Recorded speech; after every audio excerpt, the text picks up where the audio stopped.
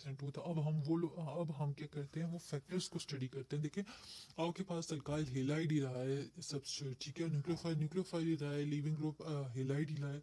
तो आप लोगों को अगर कोई रिएक्शन दिया जाता है और मैं आपको कहती हूँ कि आप बताएं कि प्रेफरेबली ये वाला सबस्ट्रेट जो है, ये वाला न्यूक्लियोफाइल अगर इसके ऊपर अटैक करे और ये वाला लिविंग ग्रुप हो, तो ये किस पाथवे को प्रेफर करेगा या ये रिएक्शन किस पाथवे के थ्रू होगा। तो आप लोग को कंफ्यूज नहीं होना कि यार ये SN1 के थ्रू करवाऊं कि SN2 के थ्रू करवाऊं, क्योंकि कुछ फैक्टर्स हैं जो ये डिटरमिन करते हैं, ये बताते हैं कि जो रिएक्शन पाथवे होगा, सबस्ट्रेट किसको प्रेफर करेगा, ये किस पाथवे के थ्रू वो रिएक्शन देगा, वो SN1 के थ्रू जाएगा या SN2 के थ्रू जाएगा, ठीक है।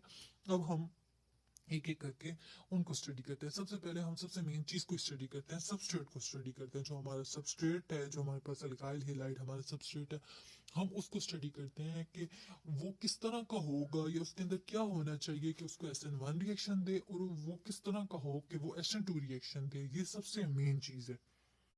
तो वो ये बात कह रहे हैं, the substrate structure is the major factor that controls the mechanism and the rate of substitution reaction. जो सबसे मेजर फैक्टर है वो है हमारे पास, ये हमारा सबस्ट्रेट, कि वो कंट्रोल करता है मैकेनिज्म को, कि मैकेनिज्म ने SN1 के थ्रू जाना है या SN2 के थ्रू जाना है। तो देखिए, SN1 में हम लोगों ने क्या देखा था, मैं बार बार आप लोग को रिपीट करवा रही हूँ ताकि आप लोगों को ये याद हो जाए। देखिए, SN1 में हम लोगों ने देखा था 2 स्टेप मैकेनिज्म है। फर्स्ट स्टेप के अंदर कार्बोकेटाइन बन रहा था, वो ही हमारा मेजर स्टेप था जिसके अंदर कार्बोकेटाइन बन रहा था। इसका मतलब ये है कि अगर रिएक्शन मैकेनिज्म ने SN1 के थ्रू जाना है तो उसने कार्बोकेटाइन बनाना है। अब कार्बोकेटाइन एज एन इंटरमीडिएट बनने के लिए स्टेबल होना चाहिए, ठीक है, वैसे ही कार्बोकेटाइन नहीं बन सकता।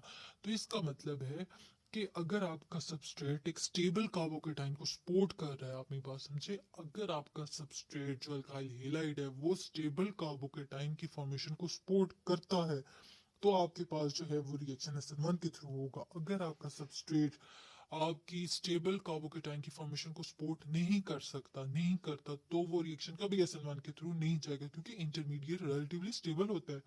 वो कोई ट्रांजिशन स्टेट तो होती नहीं है कि वो हाईली अनस्टेबल और एकदम से प्रोडक्ट में कन्वर्ट हो जाए। तो वो यही कह रहा है, the ease of formation of a carbocation depends on its stability. SN1 में आपने क्या बात ध्यान में रखनी है कि SN1 में कार्बोकेटाइन ने बनना है और कार्बोकेटाइन स्टेबल होना चाहिए। तो जितना ज्यादा वो स्टेबल होगा उतने ज्यादा चांसेस हैं कि वो SN1 के थ्रू होगा, ठीक है। The greater the stability of the carbocation the more rapidly it formed. जितना ज्यादा स्टेबल कार्बोकेटाइन होगा उतना ज्यादा जल्दी ये बनेगा और उतना चांसेस होंगे SN1 के। और order of stability of carbocation आपको पता ही है कि टर्शियरी कार्बोकेटाइन मोर स्टेबल होता है सेकेंडरी से, सेकेंडरी कार्बोकेटाइन मोर स्टेबल होता है प्राइमरी से, और प्राइमरी मोर स्टेबल होता है मिथाइल से। क्यों? क्योंकि देखिए, कार्बोकेटाइन क्या होता है, कार्बन के ऊपर पॉजिटिव चार्ज होता है, कार्बन का पॉजिटिव चार्ज कार्बोकेटाइन होता है। तो जो भी पॉजिटिव चार्ज होता है वो इलेक्ट्रॉन डेफिशिएंट होता है। अब इलेक्ट्रॉन अगर डेफिशिएंट है कोई चीज, तो उसको इलेक्ट्रॉन डोनेटिंग ग्रुप।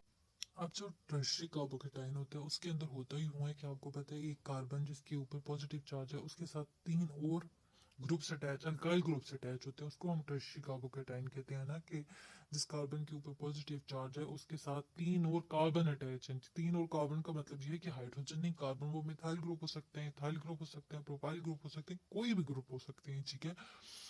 तो जब हमारे पास सेंट्रल कार्बन जिसके ऊपर पॉजिटिव चार्ज है उसके साथ अल्काइल ग्रुप अटैच होंगे, तो अल्काइल ग्रुप की प्रॉपर्टी क्या है कि ये इलेक्ट्रॉन डोनेटिंग ग्रुप्स होते हैं, ठीक। अब central atom already electron deficient है, तो जब उसके साथ इलेक्ट्रॉन डोनेटिंग ग्रुप्स जितने ज्यादा अटैच होंगे, वो उसको अपनी इलेक्ट्रॉनिक डेंसिटी को उसकी तरफ ज्यादा शेयर करेंगे। जब वो उसकी तरफ ज्यादा शेयर करेंगे, तो उसकी कमी जो है, इलेक्ट्रॉन डेफिशिएंट है वो ना, उसके इलेक्ट्रॉन्स की कमी को वो डोनेशन से पूरा करेंगे, ठीक है। वो उसकी मदद कर रहे हैं, उसकी प्रॉब्लम में उसकी मदद कर रहे हैं।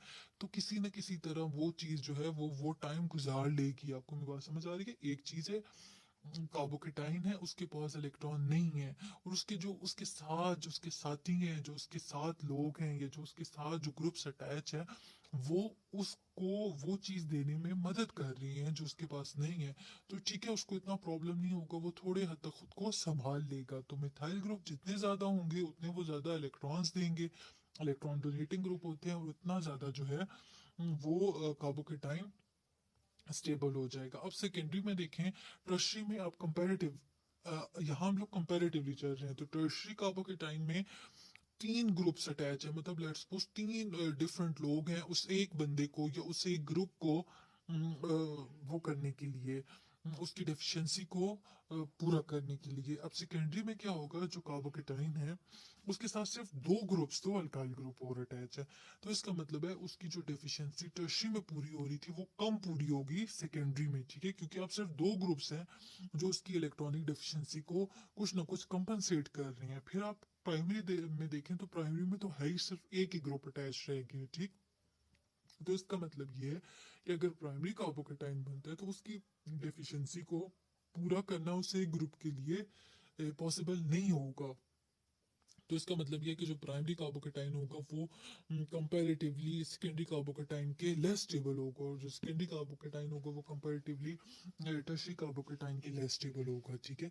और इस तरह मिथाइल में चले जाए, मिथाइल के अंदर तो कोई भी ग्रुप है ही नहीं अल्काइल ग्रुप, तो इसका मतलब है मिथाइल का अगर कार्बोकेटाइन बनता है तो वो तो बहुत हाईली अनस्टेबल होगा, क्योंकि उसमें तो उसकी डेफिशिएंसी को कंपनसेट कहीं से कुछ कर ही नहीं रहा, ठीक।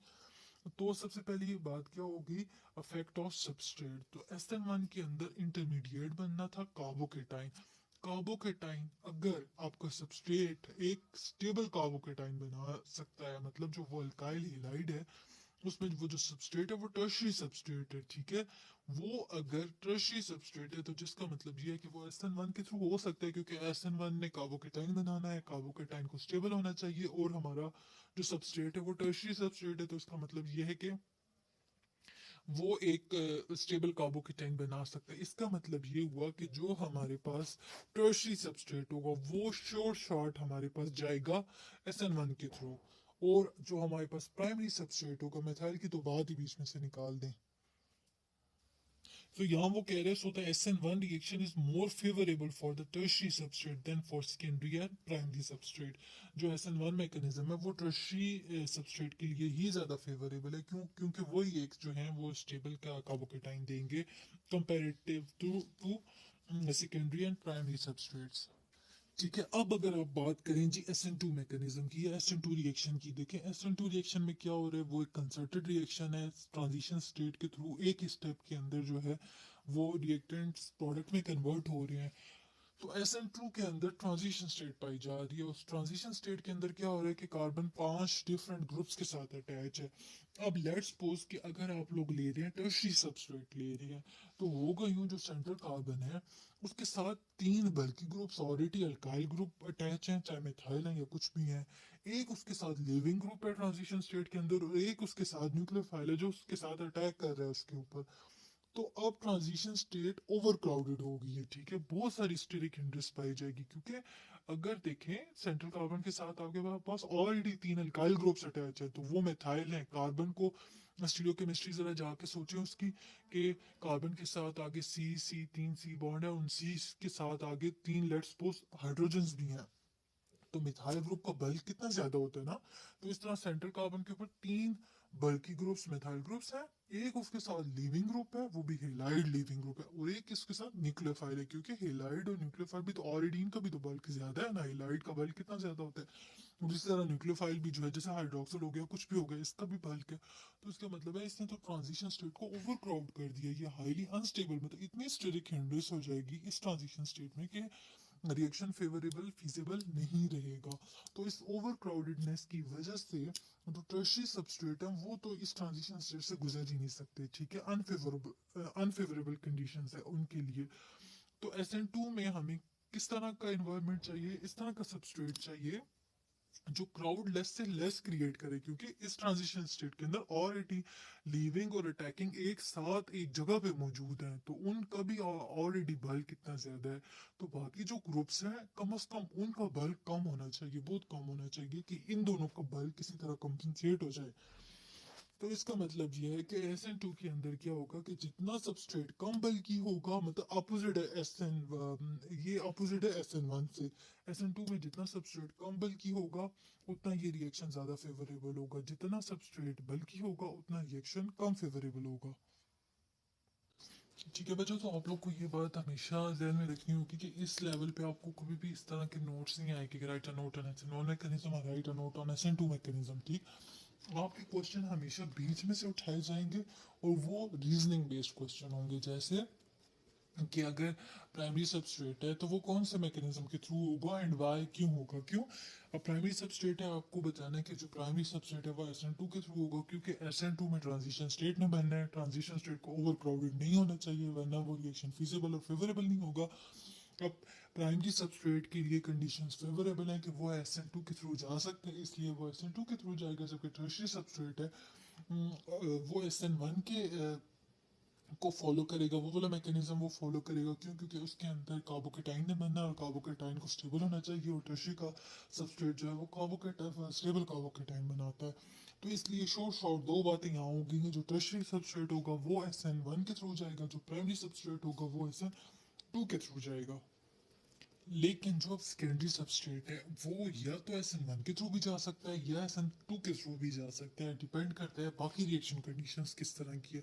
लेकिन मोस्टली जो सेकेंडरी सबस्ट्रेट है वो भी SN2 के ही थ्रू जाता है, ठीक है, SN1 के थ्रू नहीं जाता, क्योंकि मे बी वो बल्कि मे बी नहीं, क्योंकि जो सेकेंडरी सबस्ट्रेट है वो भी उस हद तक स्टेबल कार्बोकेटाइन नहीं बनाता जिस हद तक टर्शियरी बनाता है। तो सेकेंडरी जो कार्बोकेटाइन जो सेकेंडरी सबस्ट्रेट है वो मोस्टली SN2 को ही फॉलो करते हैं, लेकिन कुछ कंडीशन में भी ऐसी हैं जो जिसके थ्रू वो SN1 से जाता हो। तो वो बाकी कंडीशन जो आगे हम लोग पढ़ेंगे वो उस पर डिपेंड करता है कि बाकी क्या कंडीशंस हैं सेकेंडरी सबस्ट्रेट के लिए, कि वो किस वाले मैकेनिज्म को फॉलो करेगा। लेकिन दो बातें जो श्योर हैं, टर्शियरी SN1 के थ्रू जाएगा, और जो सेकेंडरी है जो प्राइमरी है वो SN2 के थ्रू जाएगा, सही। और वो नेक्स्ट कह रही हैं कि लेट्स सपोज आपके पास सबस्ट्रेट जो है वो टर्शियरी सबस्ट्रेट है, लेकिन कुछ हो गया है, कुछ इस तरह की कंडीशंस हैं जो SN1 को फेवरेबल उस टाइम नहीं कर रही, ठीक है, क्योंकि ऐसा देखिए जो टर्शियरी सबस्ट्रेट है वो SN2 के थ्रू तो जा नहीं सकता, उसने जाना क्या, उसके लिए जो ओनली पॉसिबल रूट है वो SN1 है। लेकिन लेट्स सपोज के रिएक्शन कंडीशन उस टाइम सुटेबल नहीं है SN1 के लिए टर्शियरी सबस्ट्रेट के अंदर, तो क्या हो जाएगा, बजाय सब्स्टिट्यूशन देने के वो क्या करेगा, एलिमिनेशन रिएक्शन दे देगा, ठीक है। सब्स्टिट्यूशन में एक ग्रुप ने दूसरे ग्रुप को रिप्लेस करना होता है ना, लेकिन एलिमिनेशन में तो ऐसा नहीं होता। जब लिविंग ग्रुप लीव कर जाएगा तो उसके साथ वाले जो कार्बन के साथ कोई भी और ग्रुप है हाइड्रोजन मोस्टली वो लीव कर जाएगा और डबल बॉन्ड बन जाएगा सिंपली। तो वो कह रहा है कि लेट्स सपोज कि अगर रिएक्शन कंडीशन सुटेबल नहीं है SN1 के लिए टर्शियरी सबस्ट्रेट के केस में, तो मोस्टली क्या होगा, एलिमिनेशन रिएक्शन हो जाएगा। इसी तरह वो कह रहे हैं कि लेट्स सपोज कि रिएक्शन कंडीशन या SN2 रिएक्शन है वो स्लो डाउन हो गया किसी भी स्ट्रक्चरल फैक्टर की वजह से, क्योंकि जब हम रिएक्शन कर रहे होते हैं तो बहुत बहुत सारी चीज़ें इन्वॉल्व होती हैं उसको देखने के लिए कि क्या वो प्रोडक्ट में कन्वर्ट हो भी पाता है या नहीं हो पाता। तो लेट्स सपोज कि जो रिएक्शन है वो बहुत ज़्यादा स्लो डाउन हो गया, तो वो जो सबस्ट्रेट है वो कोई ना कोई अल्टरनेटिव रिएक्शन दे देता है, जैसे वो एलिमिनेशन प्राइमरी सबस्ट्रेट भी क्या करेगा, एलिमिनेशन रिएक्शन दे देगा सिंपली, अगर वो सब्स्टिट्यूशन रिएक्शन उस टाइम उसके लिए फेवरेबल नहीं है।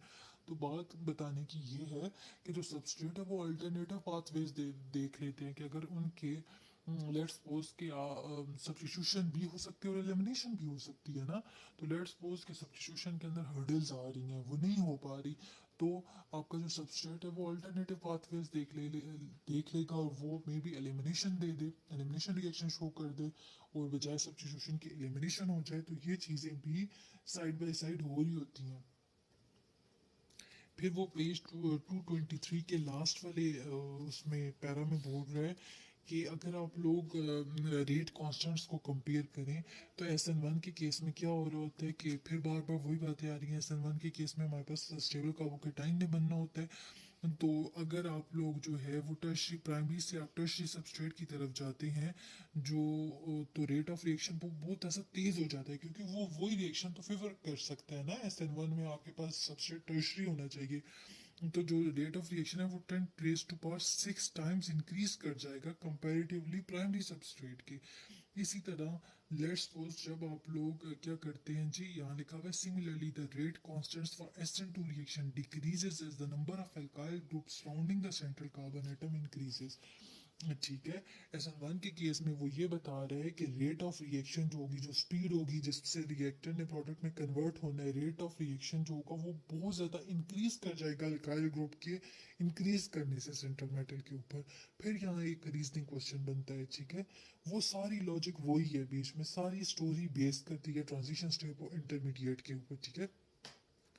तो जैसे ही वो कह रहा है कि आपके सबस्ट्रेट के साथ अल्काइल ग्रुप इंक्रीज करते जाएंगे तो रेट ऑफ रिएक्शन SN1 का ज्यादा होता जाएगा, ठीक है। SN1 का याद रखें ज्यादा होगा, क्यों? क्योंकि वो सबस्ट्रेट अब उस रिएक्शन को फेवर कर रहा है, स्टेबल कार्बोकेटाइन बनेगा तो वो तेजी से वो रिएक्शन होगा। अब वो कह रहे हैं कि जितने अल्काइल ग्रुप्स इंक्रीज करते जाएंगे SN2 रिएक्शन के अंदर उतना रेट डिक्रीज करता जाएगा, क्यों? क्योंकि जितने अल्काइल ग्रुप इंक्रीज करेंगे ट्रांजिशन स्टेट उतनी ओवर क्राउडेड होती जाएगी, जितनी ट्रांजिशन स्टेट ओवर क्राउडेड होती जाएगी उतना वो रिएक्शन। अब हम लोग देखते हैं इफेक्ट ऑफ न्यूक्लियोफाइल क्या, अगर न्यूक्लियोफाइल का क्या इफेक्ट हो सकता है मैकेनिज्म को करने में, कि मतलब कि जो रिएक्शन है वो SN1 को फॉलो करेगी या रिएक्शन SN2 को फॉलो करेगी, क्या होना चाहिए, ठीक है। तो न्यूक्लियोफाइल आप लोगों को पता है कि हम लोगों ने पहले भी बात की थी कि न्यूक्लियोफाइल जो है वो न्यूट्रल स्पीशीज भी हो सकती है और चार्ज स्पीशीज भी हो सकती है, चार्ज मतलब उसके ऊपर नेगेटिव चार्ज भी हो सकता है। न्यूक्लियोफाइल जो होता है वो न्यूक्लियस लवर होता है ना। तो न्यूक्लियस लवर का मतलब ये है कि वो न्यूक्लियस की तरफ जा रहा है। न्यूक्लियस जो होता है वो इलेक्ट्रॉन डेफिशिएंट सेंटर होता है, तो जो न्यूक्लियोफाइल होता है वो खुद जो होता है वो इलेक्ट्रॉन सफिशिएंट सेंटर होता है। तो चाहे उसके पास नेगेटिव फॉर्म में इलेक्ट्रॉन हो या उसके पास लोन पेयर ऑफ इलेक्ट्रॉन हो, बेशक उसके ऊपर चार्ज ना हो, वो दोनों एज ए न्यूक्लियोफाइल एक्ट कर सकते हैं, ठीक। तो न्यूक्लियोफाइल के लिए चार्ज स्पीशीज होना मस्ट नहीं है, वो न्यूट्रल होकर भी एज ए न्यूक्लियोफाइल काम कर सकता है। होना उसके पास क्या चाहिए? अनशेयर्ड पेयर ऑफ इलेक्ट्रॉन्स होने चाहिए। अब अगर हम लोग बात करें SN1 रिएक्शन की, तो SN1 रिएक्शन के रेट डिटर्मिनिंग स्टेप में तो न्यूक्लियोफाइल का कोई पार्ट ही नहीं है, वो होता ही नहीं है, ठीक है। सबस्ट्रेट कार्बोकेटाइन जब बना चुकता है तो सेकंड स्टेप के अंदर न्यूक्लियोफाइल आता है और वो फिर इंटरमीडिएट के ऊपर अटैक करता है। तो ये जिसका मतलब ये है कि SN1 रिएक्शन के रेट डिटर्मिन करने में न्यूक्लियोफाइल का कोई रोल नहीं है, कोई पार्ट नहीं है, वो पिक्चर में बाद में आ रहा है। तो वो ये कह रहे हैं कि the rate of SN1 reaction is therefore not influenced by the nucleophile, ठीक है। जो रेट ऑफ SN1 का रिएक्शन है कि कितना रेट ऑफ रिएक्शन होगा SN1 का, वो न्यूक्लियोफाइल पे बिल्कुल भी डिपेंड नहीं करता, क्योंकि न्यूक्लियोफाइल की स्टोरी ही नहीं है उस स्टेप के अंदर, स्लो स्टेप या रेट डिटर्मिनिंग स्टेप के अंदर। तो वो ये कह रहे हैं कि अगर आप SN1 के अंदर, जैसे उसमें उन्होंने एग्जांपल दी हुई है, for example the rate of hydrolysis of tertiary butyl bromide. अब टर्शियरी ब्यूटाइल लेना, तो इसका मतलब ये है कि टर्शियरी ग्रुप है तो ये किसके थ्रू जाएगा? SN1 के, शॉर्ट SN1 के थ्रू जाएगा। जो टर्शियरी ब्यूटाइल ब्रोमाइड है जब वो SN1 के थ्रू जाएगा तो वो कह रहा है is not affected by changing the nucleophile from water to hydroxyl. अब वाटर भी न्यूक्लियोफाइल है, हाइड्रोक्सिल आयन जो है वो भी न्यूक्लियोफाइल है। तो वो ये कह रहे हैं कि अगर टर्शियरी ब्यूटाइल ब्रोमाइड की आप लोग सब्स्टिट्यूशन करवा रहे हो वो SN1 के थ्रू होगी तो कोई फर्क ही नहीं पड़ रहा कि आप न्यूक्लियोफाइल को चेंज कर रहे हो, आप वाटर ले रहे हो न्यूक्लियोफाइल या हाइड्रोक्सिल आयन ले रही हो न्यूक्लियोफाइल। समझ आ रही है? क्यों? न्यूक्लियोफाइल के चेंज होने से SN1 की सेहत पे कोई फर्क नहीं पड़ रहा, क्यों? क्योंकि SN1 की रेट डिटर्मिनिंग स्टेप के अंदर न्यूक्लियोफाइल इन्वॉल्व ही नहीं है, उसने जिस पेस से बनना था, जो जिसने स्पीड ऑफ रिएक्शन को डिटरमिन करना था, रेट ऑफ रिएक्शन को डिटरमिन करना था, वो न्यूक्लियोफाइल के बगैर वो वाला स्टेप बन चुका, जो जो चीज़ें इन्वॉल्व थी हो चुकी। अब जो है कार्बोकेटाइन जब बन गया तो अब चाहे न्यूक्लियोफाइल के लिए अब बहुत फ्रीडम है, मतलब उसने अब आके अटैच ही होना है, उसका ऐसा जब कोई केमिस्ट्री इन्वॉल्व ही नहीं है। तो इसका मतलब ये है कि न्यूक्लियोफाइल के चेंज होने से SN1 पे अब कोई फर्क नहीं पड़ा रेट ऑफ रिएक्शन पे। लेकिन जो SN2 रिएक्शन है उसके अंदर क्या हो रहा होता है कि न्यूक्लियोफाइल जो है वो ट्रांजिशन स्टेट के अंदर इन्वॉल्व है, वो बैक साइड से आकर अटैक कर रहा होता है और जो लिविंग ग्रुप है उसको पुश कर रहा होता है, डिस्प्लेस कर रहा होता है लीव करने के लिए। रेट डिटर्मिनिंग स्टेप के अंदर ही वो सिंगल स्टेप कंसिडर्ड मैकेनिज्म के थ्रू ही हो रहा होता है और उसके रेट डिटर्मिनिंग स्टेप के अंदर ही न्यूक्लियोफाइल इन्वॉल्व है। और न्यूक्लियोफाइल इस तरह का इन्वॉल्व है कि उसकी प्रेजेंस या उसकी जो पुश है उससे लिविंग ग्रुप ने लीव करना होता है। तो इसका मतलब है, इसका मतलब SN2 के अंदर तो न्यूक्लियोफाइल का कुछ ना कुछ रोल जरूर होने वाला है, ठीक है। तो इसका मतलब ये है कि रेट ऑफ द रिएक्शन में न्यूक्लियोफाइल का एक रोल होने वाला है। तो अब जब अगर आप SN2 के अंदर न्यूक्लियोफाइल को चेंज करते हैं तो रेट ऑफ रिएक्शन ने चेंज होने, आप जितना स्ट्रॉन्ग जितना अच्छा न्यूक्लियोफाइल लेके आएंगे SN2 के अंदर उतना रिएक्शन स्पीड अप होगा, आप जितना वीक न्यूक्लियोफाइल लेके आएंगे उतना रिएक्शन जो होगा वो स्लो होगा। तो उन्होंने यहाँ एग्जाम्पल दी हुई है हाइड्रोलिसिस ऑफ मिथाइल ब्रोमाइड की। अब चूंकि मिथाइल ब्रोमाइड है ना, तो आपको पता है मिथाइल ब्रोमाइड है सीधा सीधा सीधा SN2 के थ्रू जाएगा, SN1 का कोई सवाल ही पैदा नहीं होता, ठीक। अब SN1 के थ्रू जब हाइड्रोलिसिस हो रही है मिथाइल ब्रोमाइड की, तो वो ये कह रहे हैं कि जो SN2 mechanism increases rate of जो रिएक्शन होगा वो increases by more than 5000 times when the nucleophile is change from water to hydroxyl. ऊपर हमने देखा था वाटर से हाइड्रोक्सिल, हाइड्रोक्सिल से वाटर को कोई इफेक्ट नहीं हो रहा, लेकिन यहाँ देखें अगर आप लोग वाटर क्या मतलब वाटर जो है एज अ सॉल्वेंट जो है वो ही एज अ न्यूक्लियोफाइल भी एक्ट कर रहा है, तो उसको आप चेंज करते हो हाइड्रोक्सिल न्यूक्लियोफाइल से, तो आपका जो रेट ऑफ रिएक्शन है वो 5000 टाइम्स बढ़ जाएगा। क्यों? क्योंकि हाइड्रोक्सिल आप लोग को पता है hydroxyl is far better than water as a nucleophile. जो हाइड्रोक्सिल है वो बहुत अच्छा न्यूक्लियोफाइल है कंपेरेटिव टू वाटर मॉलिक्यूल। तो जब आपने एक अच्छे स्ट्रॉन्ग न्यूक्लियोफाइल को रिप्लेस किया है मतलब वाटर के मॉलिक्यूल के साथ, तो आपका रिएक्शन जो है वो बहुत ज़्यादा स्पीड अप पकड़ लेगा। तो यहाँ जो है वो अच्छे न्यूक्लियोफाइल की ज़रूरत है, जितना अच्छा जितना स्ट्रॉन्ग न्यूक्लियोफाइल होगा उतना वो अच्छे से अपनी जगह बना के दूसरे लिविंग ग्रुप को पुश करेगा और उसको डिस्प्लेस करेगा। तो यहाँ न्यूक्लियोफाइल के चेंज होने से स्टोरी में चेंज आता है, इसलिए रेट डिटर्मिनिंग स्टेप के अंदर ये है और इसका अफेक्ट है रेट ऑफ रिएक्शन के ऊपर। जो न्यूक्लियोफाइल होता है वो न्यूक्लियस लवर होता है, जब वो न्यूक्लियस के पास जाता है तो वो इलेक्ट्रॉन लेके जाता है। अब जो न्यूक्लियोफाइल है वो जितना अच्छा इलेक्ट्रॉन डोनेटर होगा, लेट्स सपोज वो गिफ्ट में इलेक्ट्रॉन लेके गया अपने न्यूक्लियस के पास, तो वो जितने अच्छे से इलेक्ट्रॉन लेके जाएगा या जितना अच्छा वो इलेक्ट्रॉन डोनेटर होगा उतना अच्छा वो न्यूक्लियोफाइल होगा। जितने अच्छे से वो जितना अच्छा वो इलेक्ट्रॉन डोनेटर नहीं होगा उतना अच्छा वो न्यूक्लियोफाइल भी नहीं होगा। तो आप लोगों को कैसे पता चले अगर आपको दो चार चीज़ें दी हुई हों कि इनमें से अच्छा न्यूक्लियोफाइल कौन सा है और कौन सा SN2 में ज़्यादा रेट ऑफ रिएक्शन को ज़्यादा करेगा, तो आपने देखना होगा ना कि कौन सा ज़्यादा अच्छा न्यूक्लियोफाइल है। तो कौन सा ज़्यादा अच्छा न्यूक्लियोफाइल है? जो जितना अच्छा इलेक्ट्रॉन डोनेटर है, जो जितना आसानी से अपने लोन पेयर ऑफ इलेक्ट्रॉन्स को या अपने जो इलेक्ट्रॉन्स है वो न्यूक्लियस को डोनेट कर सकता है, वो उतना अच्छा लवर होगा। जो जितना अच्छा लवर होगा वो उतना अच्छा न्यूक्लियोफाइल होगा। सही। अब अगर आप लोग डाउन द ग्रुप देखें, किसी भी सीरीज में आप डाउन द ग्रुप जाएं, जैसे कि अब हेलाइट सीरीज होगी तो उसमें आप देखें कि फ्लोरीन क्लोरीन ब्रोमीन आयोडीन वगैरह आते हैं, तो आयोडीन जो है वो ग्रुप के नीचे वाली साइड पे आ रहा है ना, डाउन द ग्रुप आ रहा है। तो वो तो यूँ है कि जैसे जैसे आप लोग डाउन द ग्रुप जाते हैं, तो डाउन द ग्रुप जाने का मतलब ये है कि जो शेल्स हैं वो इंक्रीज कर रहे हैं और जो आउटरमोस्ट इलेक्ट्रॉन्स हैं वो न्यूक्लियस से उतना दूर होते जा रहे हैं। अब जितना आउटरमोस्ट इलेक्ट्रॉन न्यूक्लियस से दूर होते जाएंगे उतना जो है वो न्यूक्लियस की ग्रिप उन पे कम होती जाएगी। इसका मतलब है वो उतना लेस टाइटली बाउंड है। अब जो जितना लेस टाइटली बाउंड होंगे उतने ज़्यादा जो होंगे वो अवेलेबल हो सकेंगे। तो जो वो वाले आउटरमोस्ट इलेक्ट्रॉन्स होते हैं वो उतने ज़्यादा पोलराइजेबल होते हैं, उतनी आसानी से वो दूसरों को दिए जा सकती हैं, ठीक है। इसका मतलब ये they are more available for forming a bond to carbon atom. तो डाउन द ग्रुप जो है वो न्यूक्लियोफाइल जो होंगे न्यूक्लियोफिलिसिटी जो है इंक्रीज करती जाएगी, मतलब जो आयोडीन है वो ज़्यादा न्यूक्लियोफिलिक है कंपैरेटिवली ब्रोमीन, और ब्रोमीन इन टर्न क्लोरीन से ज़्यादा और क्लोरीन इन टर्न फ्लोरीन से ज़्यादा है। क्यों? क्योंकि down the group shells increase कर रहे हैं, जब शेल्स इंक्रीज कर रही हैं तो जो ऑटोमोस्ट इलेक्ट्रॉन है वो न्यूक्लियस से उतना दूर होते जा रहे हैं, जितना वो दूर होते जाते हैं जा रहे हैं उतने वो लेस टाइटली बाउंड है, जितना वो लेस टाइटली बाउंड है उतने ज़्यादा वो पोलराइजेबल है, जितने ज़्यादा वो पोलराइजेबल है उतनी वो आसानी से अपने इलेक्ट्रॉन्स जो है वो एज ए गिफ्ट लेके जा सकते हैं और दे सकते हैं। तो इसका मतलब ये है कि वो उतना आसानी से वो कार्बन के साथ अपना बॉन्ड बना सकते हैं और उतने ज़्यादा अच्छा वो न्यूक्लियोफाइल होगा। तो इस तरह आप लोगों ने चीज़ें देखनी होंगी कि किसी रिएक्शन में आप लोग को दी हो तो मतलब कौन सा बेटर न्यूक्लियोफाइल है और किस रिएक्शन के ऊपर उसका क्या इफेक्ट हो सकता है। और फिर आप लोगों ने ये देखना होता है कि न्यूक्लियोफाइल इस तरह का होना चाहिए जो अप्रोच भी कर सके, वो खुद ही इतना बल्कि नहीं होना चाहिए कि उसके अंदर जगह ही ना हो रिएक्शन के अंदर, ठीक है।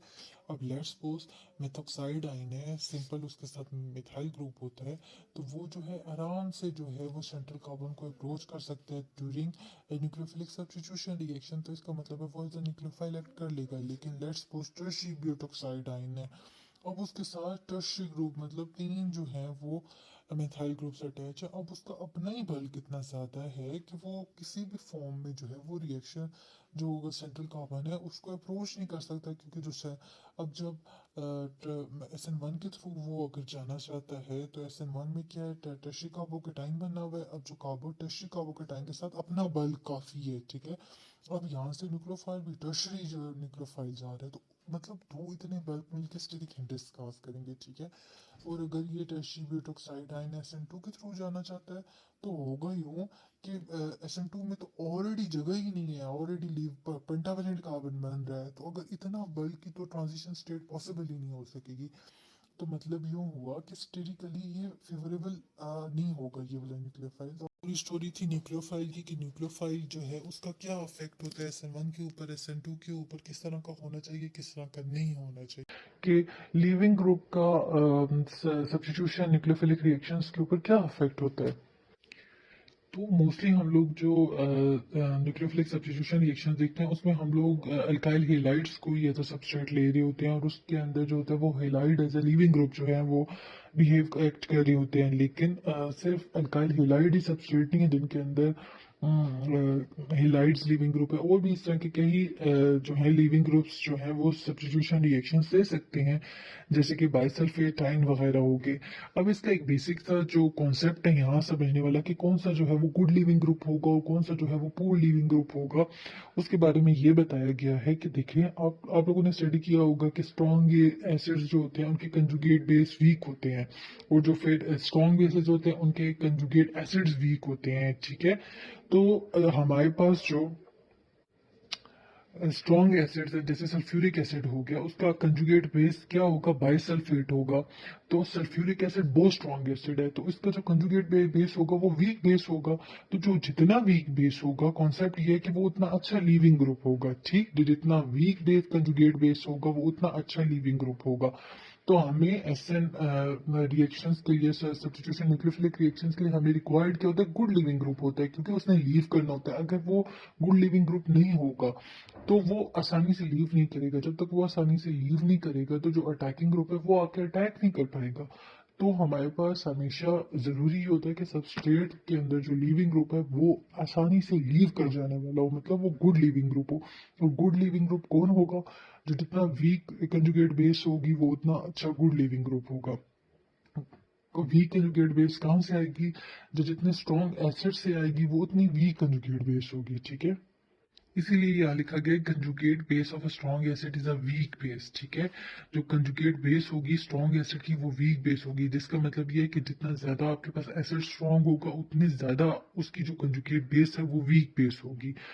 तो हेलाइड्स में अगर हम लोग देखें डाउन द ग्रुप, तो फ्लोरीन, क्लोरीन, ब्रोमीन, आयोडीन में से आयोडीन जो है वो बेस्ट लिविंग ग्रुप है, और जो फ्लोराइड्स हैं वो पुअरेस्ट लिविंग ग्रुप है। अब यहाँ एक मजे की बात जो समझने की है वो ये है कि देखें, चाहे SN1 है चाहे SN2 है, लिविंग ग्रुप ने लीव कर जाना है। तो जब वो लीव करेगा तो दूसरी बात ये होनी चाहिए, एक नंबर वन कि उसका लीव करना आसान हो, उड़ना आसान हो, उड़ना आसान हो। और number two of number two of number two of number two of number two of number two after number two after number two after number two after number two after number two after number two after number two after number two after number two after number two after number two after number two after leave to. ये एक number one कि उसका leave करना आसान हो, और number two after leaving वो अपने ऊपर जो है वो अपने इलेक्ट्रॉन्स लेके निकलेगा ना, तो जो अपने वो इलेक्ट्रॉन्स है उनको अपने ऊपर अकोमोडेट कर सके। वो इतना अनस्टेबल नहीं होना चाहिए उस फॉर्म में कि वो फॉर्म में रह ही ना सके। तो अगर मतलब जो लिविंग ग्रुप है वो आफ्टर लिविंग बहुत अनस्टेबल स्पीशी बन रही है तो वो कभी गुड लिविंग ग्रुप नहीं हो सकता। तो गुड लिविंग ग्रुप होने के लिए जरूरी है कि आफ्टर लिविंग वो थोड़ा बहुत स्टेबल हो, ठीक है, वो उस नेगेटिव चार्ज को अपने ऊपर अकोमोडेट कर सके। अब इस बात का क्या मतलब है कि जो नेगेटिव चार्ज है वो उसको अपने ऊपर अकोमोडेट कर सके। इसका ये मतलब है कि देखें, अब होता यूं है कि आप लोगों ने लोकलाइजेशन और डीलोकलाइजेशन का पढ़ा हुआ होगा कि लोकलाइज्ड इलेक्ट्रॉन्स क्या होते हैं और डीलोकलाइज्ड इलेक्ट्रॉन्स क्या होते हैं। लोकलाइज्ड इलेक्ट्रॉन्स वो होते हैं जो किसी एक जगह पे बाउंड हो जाते हैं, मूव नहीं कर सकते, ठीक है। तो इसका मतलब ये है कि लोकलाइज्ड इलेक्ट्रॉन्स में क्या होगा कि इलेक्ट्रॉनिक डेंसिटी उसी एक पॉइंट पे बहुत ज्यादा होगी जिस पॉइंट पे वो इलेक्ट्रॉन्स लोकलाइज्ड है। डीलोकलाइजेशन के अंदर क्या होता है कि जो इलेक्ट्रॉनिक डेंसिटी है वो किसी एक जगह पे फिक्स नहीं होती, वो मूव करती रहती है। कंजुगेशन में जैसे हम देखते हैं कि इलेक्ट्रॉन इधर से उधर मूव करते रहते हैं, तो इसका मतलब ये कि इलेक्ट्रॉनिक डेंसिटी इधर से उधर जो होती है वो डिस्ट्रीब्यूट होती रहती है, और कोई भी एक ऐसा सेंटर नहीं होता जिसके ऊपर सारी की सारी जो है इलेक्ट्रॉनिक डेंसिटी आके जमा हो जाए। अब होता यूं है कि आप लोग को पता है कि न्यूट्रल पार्टिकल्स हमेशा स्टेबल होते हैं, ठीक है, चाहे वो पॉजिटिव चार्ज पार्टिकल है चाहे वो नेगेटिव चार्ज पार्टिकल है। पॉजिटिव और नेगेटिव चार्जेस उनको किसी हद तक अनस्टेबल बना रहे होते हैं, अनस्टेबिलिटी कॉज कर रहे होते हैं, ठीक। जैसे हम लोगों ने कार्बोकेटाइन के अंदर देखा था कि जब जब कार्बन के ऊपर पॉजिटिव चार्ज आ जाता है तो हम ये कह रहे थे कि हमारे पास इस तरह का सिस्टम होना चाहिए जो वो पॉजिटिव चार्ज को किसी न किसी हद तक कंपनसेट कर रहा हो। तो मिथाइल ग्रुप्स जितने ज्यादा होंगे वो अपने इलेक्ट्रॉन देंगे उस पॉजिटिव चार्ज को कंपनसेट करेंगे। Same goes with negative charge. इसी तरह अगर देखें किसी चीज के ऊपर नेगेटिव चार्ज है तो इलेक्ट्रॉनिक डेंसिटी अगर वहां लोकलाइज्ड हो रही है तो ये चीज उसको अनस्टेबल बना रही है। तो अब हमें कुछ इस तरह का उसके साथ अगर हो जो उसके नेगेटिव चार्ज को उससे थोड़ा दूर लेके जा रहा हो, मतलब उसको न्यूट्रल की तरफ लेके आ रहा हो। चीजों में स्टेबिलिटी मतलब पॉजिटिव और नेगेटिव चार्ज के साथ जो ग्रुप्स अटैच होते हैं वो उनको स्टेबल तब बनाते हैं जब वो उनको न्यूट्रल की तरफ लेके जा रहे हो। कार्बोकेटाइन में उसके ऊपर पॉजिटिव चार्ज था, साथ वाले ग्रुप्स उसको इलेक्ट्रॉन डोनेट करके उसके पॉजिटिव चार्ज को कम करके उसको न्यूट्रल की तरफ ज्यादा लेके जा रहे थे। जब आपके सेंटर एटम के ऊपर नेगेटिव चार्ज है तो अब होना क्या चाहिए कि आपके साथ जो बाकी के एटम्स हैं वो इस तरह के होने चाहिए कि वो उसके नेगेटिव इलेक्ट्रॉन को उससे दूर लेके जाएं, नेगेटिव चार्ज को उससे दूर लेके जाएं और उस सेंटर को किसी न किसी हद तक वो न्यूट्रल करने की कोशिश करें। तो अगर लीविंग ग्रुप में डीलोकलाइजेशन ऑफ इलेक्ट्रॉन्स पॉसिबल हो सकती है तो वो उतना अच्छा लीविंग ग्रुप होगा। अगर उसमें डीलोकलाइजेशन उतनी ज़्यादा नहीं हो सकती तो वो उतना अच्छा लीविंग ग्रुप नहीं होगा। ठीक है, अगर अब देखें आप लोग SN1 को देखें तो SN1 में क्या होता है कि हमारे पास पहले जो है वो लीविंग ग्रुप लीव कर जाता है, उसके बाद सेकंड स्टेप में आके न्यूक्लियोफाइल अटैक करता है। तो जिसका मतलब सिंपली ये हुआ कि न्यूक्लियोफाइल अगर नॉर्मल सा भी हुआ तो चलेगा क्योंकि उसके लिए आगे मैदान साफ है, ठीक है, लिविंग ग्रुप लीव कर चुका है, उसके लिए कोई कंपटीशन नहीं है, उसने बस आके अटैच ही होना है सबस्ट्रेट के साथ। लेकिन SN1 के अंदर जो मेन चीज़ हमें रिक्वायर्ड होती है वो ये है कि हमारा लीविंग ग्रुप जो है वो अच्छा लीविंग ग्रुप होना चाहिए क्योंकि उसने डिटर्मिनिंग स्टेप में लीव करना होता है। तो गुड लिविंग ग्रुप जो होता है वो हमें SN1। आई होप कि आपको ये लोकलाइजेशन और डी लोकलाइजेशन का कॉन्सेप्ट समझ में आ रहा हो।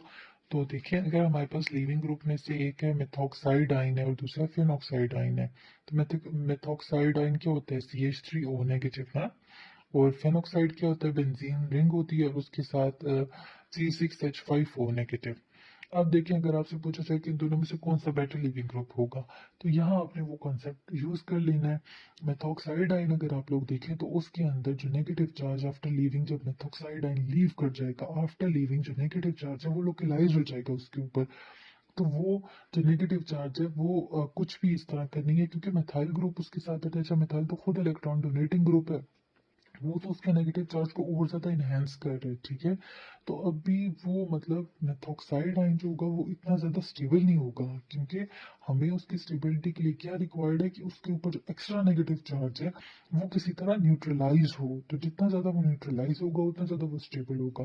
अब आप in comparison to phenoxide ion देखें, आपको पता है जो बेंजीन रिंग होती है वो क्या करती है, वहाँ कंजुगेशन का alternative double and single bonds present होते हैं। तो जो वो वाला नेगेटिव चार्ज होगा ऑक्सीजन के ऊपर वो रिंग के अंदर रेजोनेट कर जाएगा, ठीक है, डीलोकलाइज हो जाएगा। तो इसका मतलब है फिनॉक्साइड आयन जब लीव करेगा तो किसी एक सेंटर पे नेगेटिव चार्ज की डेंसिटी ज्यादा है ही नहीं है, वो मूव करिए एक सेंटर से दूसरे, दूसरे से तीसरे, तो ऑल द टाइम जो है वो जो इलेक्ट्रॉनिक डेंसिटी है मतलब वो एक ऑक्सीजन से शिफ्ट होकर पूरी की पूरी रिंग के ऊपर आ गई है। मतलब एक सेंटर से, मतलब लेट्स सपोज कि वर्कलोड है वो मैं किसी एक बंदे को दे देती हूँ मेथॉक्साइड में, आप समझे कि ऑक्सीजन के ऊपर मैंने एक वर्कलोड डाल दिया है। और इन कंपैरिजन फिनॉक्साइड में देखें कि वो जो वर्कलोड था सेम टास्क को मैंने जो है वो 7 बंदों पर डिवाइड कर दिया है। तो अब देखिए किसके लिए मतलब ज्यादा आसानी हो जाएगी, वो वाला मतलब वर्कलोड सेम है और जो 7 बंदों पे डिवाइड, अब तो उन के लिए कोई मसला ही नहीं है ना, वो जल्दी जल्दी में सबके लिए बहुत थोड़ा काम आएगा, तो किसी को परेशानी नहीं होगी। वो जो एक बंदे के ऊपर वर्कलोड था वो उसको बहुत अनस्टेबल बना रहा है, उसको थका रहा है क्योंकि वो समझ रहा है कि मेरे ऊपर बहुत ज्यादा बोझ है। तो यही केस यहाँ भी होता है। जो मेथॉक्साइड आयन होता है उसके ऊपर समझो वो एक बंदे के ऊपर पूरा वर्कलोड है, लेकिन जब आप फिनॉक्साइड में जाते हो तो आप समझो वो वही सेम क्वांटिटी का वर्कलोड डिवाइड हो गया है अब 6-7 बंदों पे। तो आप समझ रहे हैं ना कि अब जो 6-7 बंदे हैं उनके लिए इतना मसला ही नहीं है उस वर्कलोड को, वो थोड़ा थोड़ा बोझ जो है बहुत थोड़ा हो गया तो वो उसको आराम से बियर कर लेंगी। लेकिन जब वो एक बंदे पे था तो उसके लिए उसको बियर करना मुश्किल हो गया था। तो यही स्टोरी है। अगर आपके इलेक्ट्रॉन्स जो हैं आफ्टर लीविंग, जो लीविंग ग्रुप के ऊपर इलेक्ट्रॉनिक डेंसिटी है वो रेजोनेट हो सकते हैं, वो डीलोकलाइज हो सकते हैं, ठीक है। तो वो आफ्टर लीविंग वो चीज़ स्टेबल हो जाएगी, तो वो गुड लीविंग ग्रुप होगी, ठीक है। इसका मतलब मिसाल यूं है ना कि लीविंग ग्रुप मतलब लीव कर रहा है तो उसे आगे ये भी तो देखना है कि लीव करने के बाद भाई मेरा क्या बनेगा, मैं सरवाइव कर भी सकता हूँ तो नहीं। अगर उसे लग रहा है भाई मैं तो नहीं सरवाइव कर सकता तो वो तो अपनी जगह से हिलेगा ही नहीं, ठीक है। लेकिन अगर उसको पता है कि हाँ ठीक है आफ्टर लिविंग भी मैं इंडिपेंडेंट हूँ, मुझे इतना खास कोई फर्क नहीं पड़ा, मैं मैनेज कर लूंगा, तो वो गुड लिविंग ग्रुप होगा। तो इसी तरह यही हो रहा है कि लिविंग ग्रुप को गुड होने के लिए ये जरूरी है कि आफ्टर लिविंग उसके अंदर कुछ ना कुछ स्टेबिलिटी पाई जाए। वो स्टेबिलिटी कैसे आएगी कि जो उसके ऊपर जो नेगेटिव इलेक्ट्रॉनिक डेंसिटी आ गई है वो किसी न किसी हद तक न्यूट्रलाइज हो जाए। वो कैसे न्यूट्रलाइज होगी, अगर वो इलेक्ट्रॉनिक डेंसिटी डीलोकलाइज हो जाए, वो रेजोनेंस का फिनोमेना के अंदर चली जाए, तो वो डिवाइड हो जाएगी सबके ऊपर। तो इसका मतलब है वो उस एक के ऊपर इतना नहीं उस इलेक्ट्रॉनिक डेंसिटी का जो वेटेज आएगा, तो इसकी वजह से वो स्टेबल हो जाएगा। तो ये कॉन्सेप्ट था कि लिविंग ग्रुप कब गुड हो सकता है, कि कौन कौन से लिविंग ग्रुप है और वो बेटर हैं दूसरों से और क्यों बेटर हैं दूसरों से। तो अब आपको समझ आ गया कि फिनोक्साइड आयन जो है वो बेटर लिविंग ग्रुप है मेथोक्साइड आयन से और क्यों है। और वो थर्ड नंबर पे बात कर रहे हैं कि देखिए ऐसा भी पॉसिबल है कि लेट्स सपोज पहले जो आपके पास लिविंग ग्रुप है वो एक अच्छा लिविंग ग्रुप नहीं है, लेकिन आप उसको एक अच्छे लिविंग ग्रुप में कन्वर्ट कर सकते हैं, ठीक है। लेट्स सपोज आपके साथ आपके पास जो आपका सबस्ट्रेट है उसके साथ अल्कोक्साइड आइन है या मेथोक्साइड, अल्कोक्साइड मतलब मेथोक्साइड एथोक्साइड कुछ भी इस तरह ना, अल्कीन के साथ ऑक्सीजन है उसके ऊपर नेगेटिव चार्ज है, तो कोई भी अल्कोक्साइड आइन है और आपको पता है कि यार अल्कोक्साइड आइन तो इतना ज्यादा स्टेबल नहीं है, तो मैं क्या करूँ, या उसके साथ हाइड्रोक्सिल लगा हुआ है तो वो हाइड्रोक्सिल के ऊपर भी सेम प्रॉब्लम है कि वो इतना ज्यादा स्टेबल नहीं है, क्योंकि हाइड्रोक्सिल जो है वो आपको पता है ना कि स्ट्रॉन्गर बेस है। तो इसका मतलब ये कि वो स्ट्रॉन्गर बेस है तो वो अच्छा लिविंग ग्रुप नहीं होगा। दूसरा उसके ऊपर जो नेगेटिव चार्ज डेंसिटी है वो डीलोकलाइज नहीं हो सकती। तो अब आपको इनको कैसे एक अच्छा लिविंग ग्रुप बनाना है, तो अगर आप लोग इस तरह क्या है इसकी प्रोटोनेशन कर दे, जैसे अगर आप हाइड्रोक्सिल आयन है तो उसकी प्रोटोनेशन कर दे तो वो वाटर में कन्वर्ट हो जाएगा। तो इस तरह अगर आप लोग उनकी प्रोटोनेशन करते हैं तो प्रोटोनेशन करने के बाद वो क्या बन जाते हैं, वीकर बेसिस बन जाती हैं। पहले वो स्ट्रॉन्गर बेसिस थी फिर वो वीकर बेसिस बन जाएंगी। और दूसरा उनकी इलेक्ट्रॉनिक डेंसिटी आप अगर आपने हाइड्रोक्सिल की निस्बत वाटर देखे तो वो तो स्टेबल मॉलिक्यूल है आफ्टर लीविंग, तो वो तो बहुत स्टेबल है, तो वो गुड लीविंग ग्रुप बन जाएगा। तो यहाँ आप देखें पेज 225 पे जो एग्जांपल दी गई है आयोडाइड आयन लिया गया है और हमारे पास सबस्ट्रेट जो है वो मेथनॉल या कोई भी इधर अल्कोहल लिया गया है, ठीक है। अल्काइल ग्रुप के साथ हाइड्रोक्सिल अटैच है। तो अब देखें असल में होना यूँ होता है कि आपके पास जब आयोडाइड है इसने हाइड्रोक्सिल को रिप्लेस करना है, सब्स्टिट्यूट करना है, लेकिन अब जो हाइड्रोक्सिल है is not a good leaving group. तो अब होगा यूं कि आप नेक्स्ट देखिए उन्होंने लिखा हुआ है कोई रिएक्शन नहीं हो रहा, नो रिएक्शन, मतलब ये सब्स्टिट्यूशन रिएक्शन नहीं हो सकता क्योंकि एक तो हाइड्रोक्सिल अनगुड बेस है, दूसरी बात ये है कि ये आफ्टर लिविंग स्टेबल नहीं आता।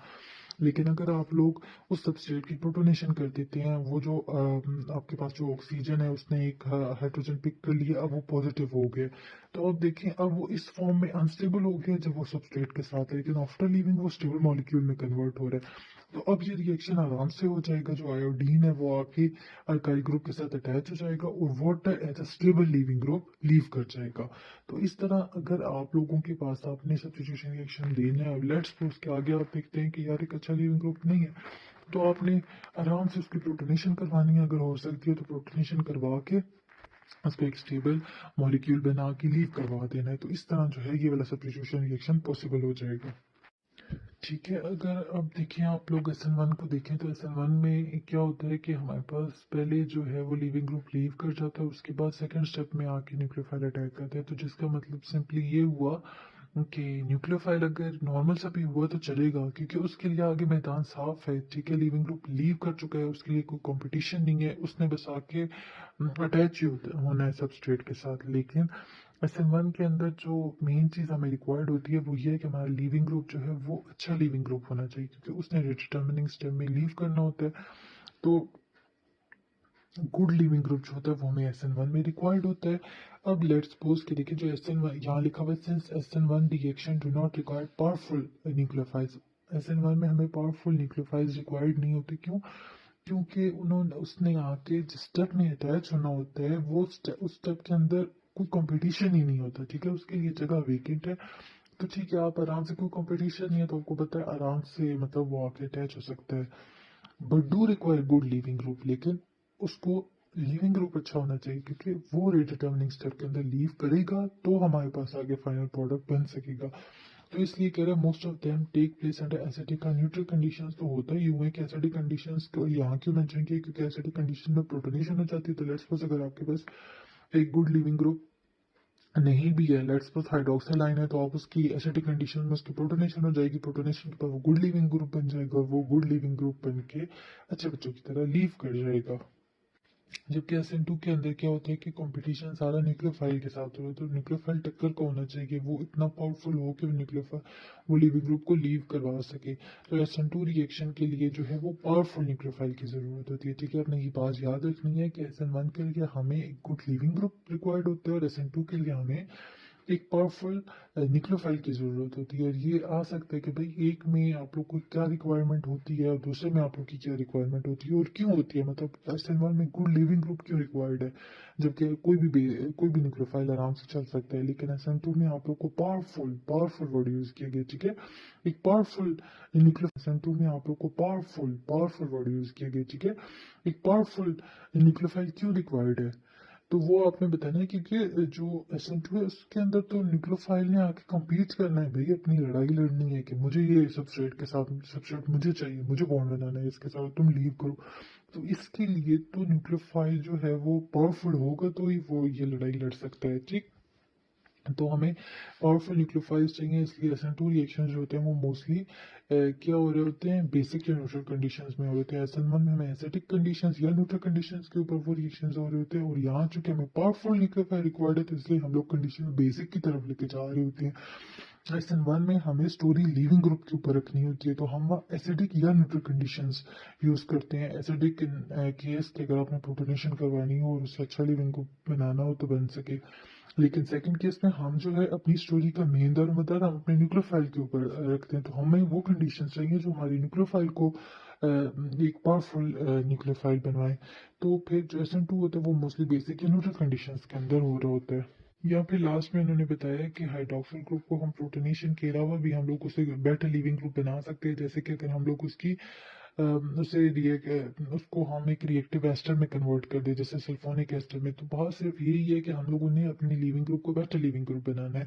बेटर लिविंग ग्रुप बनाने के लिए हमें कोई भी वे मतलब चूज करना पड़े तो हम लोग उसको बना के लेके और उसको बेटर लिविंग ग्रुप बना सकते हैं। जैसे कि अब इन्होंने इसको जब सल्फोनिक एस्टर में कन्वर्ट किया या उसके साथ रिएक्ट करवा के उसके अंदर कन्वर्ट किया, तो हुआ ही हुआ है कि आप लोग अपनी रिएक्शन के अंदर देखें जो आफ्टर लीविंग अब जो नेगेटिव चार्ज है वो रेजोनेट कर जाएगा, ठीक है, वो डीलोकलाइज हो गया। तो जब उन्होंने आफ्टर लीविंग इस तरह की सिचुएशन क्रिएट कर दी है कि आफ्टर लीविंग चार्ज रेजोनेट कर सकता है, डीलोकलाइज हो सकता है, तो हमने पहले पढ़ा है कि ऑटोमेटिकली जो लिविंग ग्रुप है वो गुड लिविंग ग्रुप बन जाएगा। तो इस तरह आप लोग किसी भी फॉर्म में अपने, अगर लेट्स सपोज एक बेटर न्यूक्लियोफाइल नहीं है तो आप उसको एक बेटर न्यूक्लियोफाइल में कन्वर्ट कर सकते हैं। तो आई होप आप लोगों को तो फैक्ट ऑफ न्यूक्लियोफाइल और लिविंग ग्रुप की सारी स्टोरी समझ में आ गई होगी, और ये भी समझ में आ गया होगा कि SN1 के अंदर हमें क्या चीज़ रिक्वायर्ड होती है और SN2 के अंदर हमें क्या चीज़ रिक्वायर्ड। अब हम लोग देखते हैं लास्ट हमारा जो टॉपिक है वो है अफेक्ट ऑफ सॉल्वेंट। हम लोगों ने पहले भी देखा था ना कि सॉल्वेंट किस तरह हमारा रेट ऑफ रिएक्शन को अफेक्ट कर रहा था या डिटरमिन कर रहा था कि रेट ऑफ रिएक्शन क्या होगा। तो ये यहाँ का आ गया, the nucleophilic substitution reactions are heterolytic processes that usually take place in solution। तो जो हमारे पास जो न्यूक्लियोफिलिक सब्स्टिट्यूशन रिएक्शंस होते हैं वो होमोलिटिक रिएक्शंस नहीं होते, वो हेटेरोलिटिक प्रोसेस होते हैं। इस बात का मतलब ये है कि देखें कोई भी अल्काइल ग्रुप है, या लेट्स सपोज हम लोग बेसिक से ही चलते हैं, हम लोग alkyl halide as a substrate देखते हैं, तो उसके अंदर हम लोग देखते हैं कि अल्काइल और हेलाइड का जो है सब्स्टिट्यूशन रिएक्शन में बॉन्ड ब्रेक होता है, सबसे पहली बात जो ये है। तो इसका मतलब ये है, और उसके बाद न्यूक्लियोफाइल का और अल्काइल का बॉन्ड मेक होता है, ठीक है। तो इसका मतलब ये है, देखें, जो बॉन्ड ब्रेकिंग हो रही है अल्काइल की और जो हेलाइड है, वो क्या होमोलिटिक क्लीवेज के थ्रू हो रही है, मतलब कि क्या इक्वल शेयरिंग ऑफ इलेक्ट्रॉन के बाद, मतलब इक्वली दोनों के पास इलेक्ट्रॉन आ रहे हैं और वो बॉन्ड ब्रेक हो रहे हैं? नहीं, ये हेट्रोलिटिक प्रोसेस के थ्रू हो रहा होता है, जिसका मतलब ये है कि अनइक्वल शेयरिंग ऑफ इलेक्ट्रॉन जो होती है के साथ बॉन्ड ब्रेक कर रहा होता है, ठीक है। इसका मतलब ये है कि कोवेलेंट बॉन्ड जो है वो ब्रेक कर रहा है with unequal sharing of electrons के साथ। तो इसको हम कहते हैं हेट्रोलिटिक शेयरिंग, जिसका मतलब ये, देखें, लीविंग ग्रुप जो होता है वो अपने इलेक्ट्रॉन्स लेके जाता है सबस्ट्रेट के ऊपर, पीछे पॉजिटिव चार्ज होता है, और न्यूक्लियोफाइल अपने इलेक्ट्रॉन लेके आता है, ठीक। तो ये होमोलिटिक नहीं है, ये हेट्रोलिटिक है, क्योंकि चार्जेस जो हैं वो इक्वली पार्टिसिपेट नहीं कर रहे बॉन्ड मेकिंग में भी और बॉन्ड ब्रेकिंग में भी। तो ये सारा कुछ क्या हो रहा था, सोल्यूशन के अंदर हो रहा है। तो इसका मतलब है हमारा सॉल्वेंट का एक इंपॉर्टेंट रोल होगा in determining the mechanism and rate of reaction, ठीक है। इसलिए यहाँ लिखा गया था रिएक्शन मीडियम जो होते हैं, जो हमारे पास सॉल्वेंट होते हैं, can therefore play an important role in determining the mechanism and the rate of these reactions, ठीक है। सॉल्वेंट का क्या इंपॉर्टेंट रोल होता है, एक तो वो मैकेनिज्म डिटरमिन कर रहा होता है कि किस मैकेनिज्म के थ्रू जो है वो होगा, क्योंकि समटाइम्स हमने देखा था ना कि हमारा सॉल्वेंट या न्यूक्लियोफाइल एक्ट कर रहा था, ठीक है, and rate of these reaction. तभी हम लोगों ने देखा था कि अगर वो ही हमारा सॉल्वेंट या न्यूक्लियोफाइल एक्ट कर रहा है तो रेट ऑफ रिएक्शन जो है वो किस तरह अफेक्ट हो रहा है, ठीक है। तो सॉल्वेंट क्या कर रहा होता है, देखिए, आप जैसे वाटर हो गया, वाटर के अंदर जो है डायपोलर इंटरेक्शन शो कर सकता है वो अपने सबस्ट्रेट के, क्योंकि एक भी पोलर है दूसरा भी पोलर है, तो जो डायपोलर इंटरेक्शन है वो अपने वो रिएक्टेंट के साथ भी सॉल्वेंट शो कर सकते हैं, इंटरमीडिएट जो बन रहे हैं उसके साथ भी शो कर रहा है, इवन ट्रांजिशन स्टेट के साथ भी शो कर रहा है। इसका मतलब है कि सॉल्वेंट का एक इंपॉर्टेंट रोल है न्यूक्लियोफिलिक सब्स्टिट्यूशन रिएक्शंस के अंदर। अब आप लोगों को पता है कि जो हमारे पास सब्स्टिट्यूशन रिएक्शन होते हैं, इनके अंदर हमारे पास चार स्पीशीज बन रही होती है। जैसे लेट्स सपोज कि आप लोग अगर कंसिडर करें SN1 रिएक्शन को, तो उसमें रेट डिटर्मिनिंग स्टेप के अंदर आपके पास कार्बोकेटायन एक चार स्पीशीज बन रही है ना। तो चार स्पीशी अगर बन रही है तो सॉल्वेंट अगर जितना ज्यादा पोलर होगा उसके अंदर उतनी ज्यादा एबिलिटी होगी कि वो उस चार स्पीशी को न्यूट्रलाइज कर सके थ्रू डिफरेंट इंटरेक्शंस। तो इसका मतलब ये है कि हमने देखा था ना कि हमारा जो इंटरमीडिएट बन रहा है वो जितना ज्यादा स्टेबल होगा, एक तो हमने उसकी स्टेबिलिटी मिथाइल ग्रुप के थ्रू देखी थी, और अगर उसको सॉल्वेंट भी स्टेबल कर रहा है तो वो इसका मतलब है कि उसकी स्टेबिलिटी को और ज्यादा इंक्रीज कर रही है। तो सॉल्वेंट उसको कब स्टेबल कर सकेगा, जब सॉल्वेंट खुद पोलर होगा, क्योंकि वो चार स्पीशी है तो सॉल्वेंट खुद पोलर होगा। तो इसका मतलब है वो उसको उस चार स्पीशी को उतना ज्यादा स्टेबलाइज कर सकेगा। चार, तो इसका मतलब ये जितनी ज्यादा पोलैरिटी होगी सॉल्वेंट की उतनी ज्यादा उसकी एबिलिटी होगी चार स्पीशी को स्टेबलाइज करने की। तो SN1 के अंदर सॉल्वेंट जितना ज्यादा पोलर होगा, क्योंकि इंटरमीडिएट हमारे पास स्टेबल बन रहा है उसके अंदर ना, बनना चाहिए SN1 के अंदर कार्बोकेटाइन। तो इसका मतलब ये है कि देखें, जितना ज्यादा स्टेबल इंटरमीडिएट बनेगा उतना ज्यादा, इसका मतलब है कि कार्बोकेट उतना ज्यादा तेजी से वो बनेगा, जितना ज्यादा स्टेबल इंटरमीडिएट बनेगा उतना वो तेजी से बनेगा, जिसका मतलब है रेट डिटर्मिनिंग स्टेप हमारे पास फर्स्ट स्टेप है ना कार्बोकेटाइन के फॉर्मेशन का।